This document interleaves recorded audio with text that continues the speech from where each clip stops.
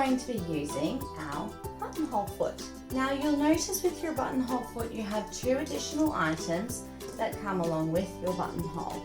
Now these are a stabilizer plate. These are quite crucial and important to use with your buttonhole.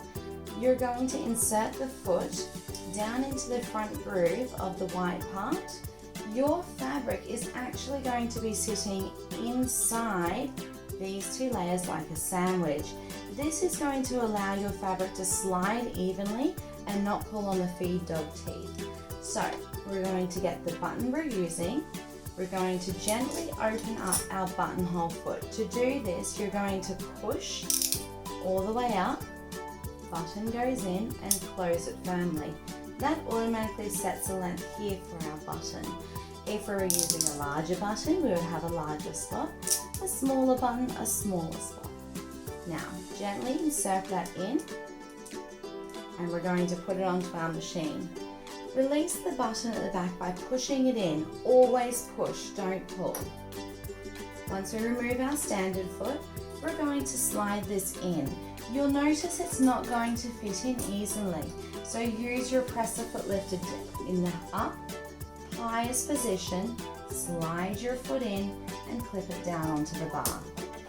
Once your buttonhole foot is secured, you're going to select your buttonhole, grab your fabric and insert in between the silver plate and the white plate. Your buttonhole is going to go backwards. Ensure that you're starting at the edge of your fabric.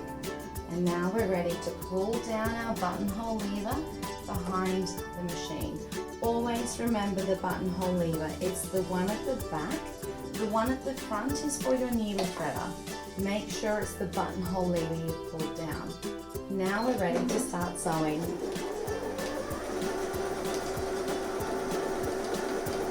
You'll notice the buttonhole turns itself around.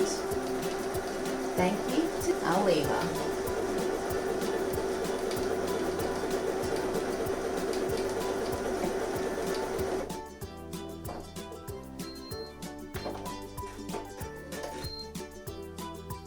Perfect buttonholes every time.